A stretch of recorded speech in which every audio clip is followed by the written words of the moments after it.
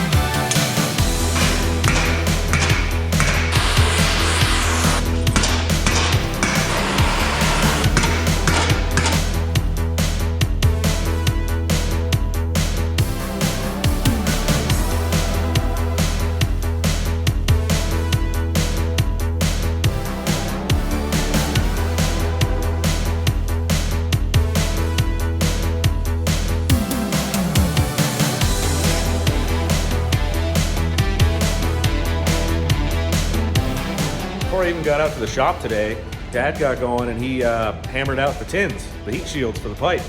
I can't even, like, I walked in and I looked and I was like, I don't even really know where he worked on them, right? But obviously you can tell if you start looking at it. But when I first walked in, I was like, they don't even look like they had it down.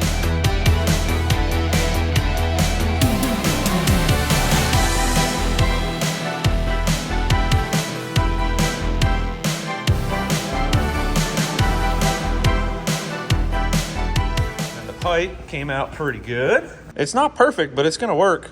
It's gonna be a lot better than it was, and it'll get me through the weekend until the new one shows up. I'm sure that air pressure and heat method would have worked a little bit better, but we just didn't have any plugs, and the time it would have taken us to plug everything and try to rig something up for that, it was easier to just do this and get it close. I had a couple pinholes where those like welded on pins pulled through, so I just gotta go ahead and MIG weld those up quick, shoot this with some high temp black, and then we'll wrap it up and get it all back in the slab. Again, I apologize for not really filming a ton of this stuff. It's been a really hectic weekend here when we threw this kind of repair project on top of everything. We got some last minute stuff for Pat over here, doing some little tricky updates and upgrades on that for the weekend.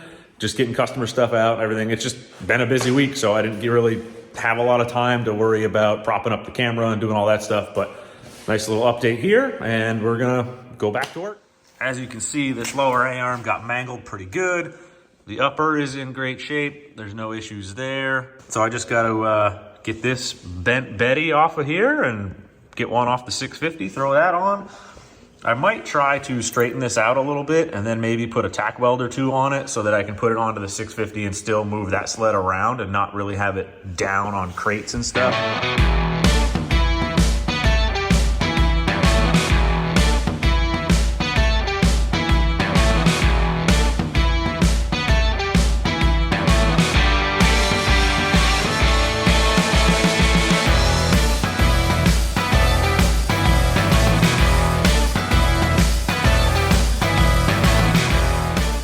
So, yep, busted A-arm. The Indy Specialty bushings seem like they held up pretty good. They don't have any cracks or fractures, anything like that. So that's cool. These will be reused on this sled. I got new ones on the 650. I'm not going to swap them over.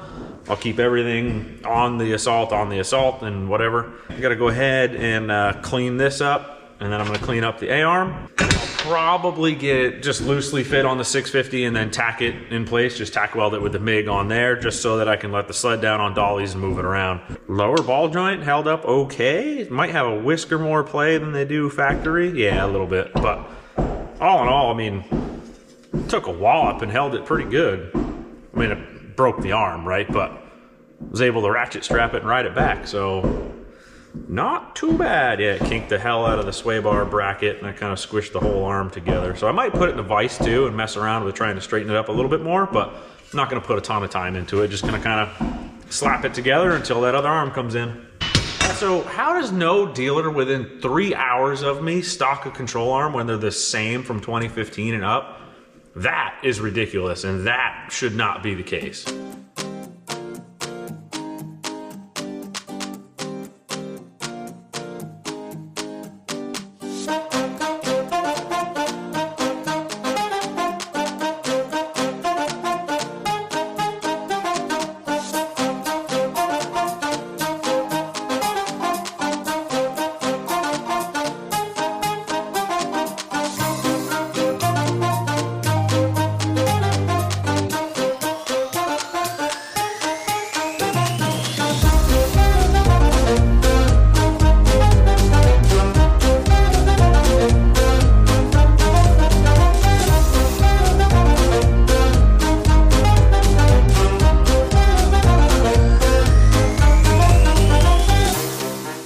Just buzz this thing up. Look at that. A little bit of paint on there and I don't even know. Be good to go.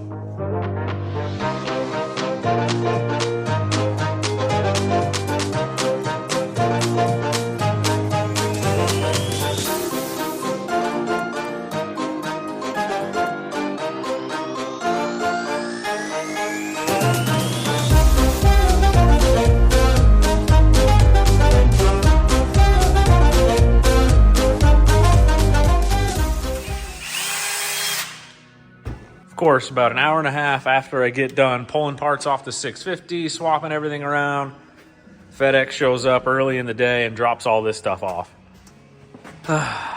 You know, I didn't even get a tracking number, otherwise I would have waited, but I had no tracking number. These just showed up as a nice, pleasant surprise.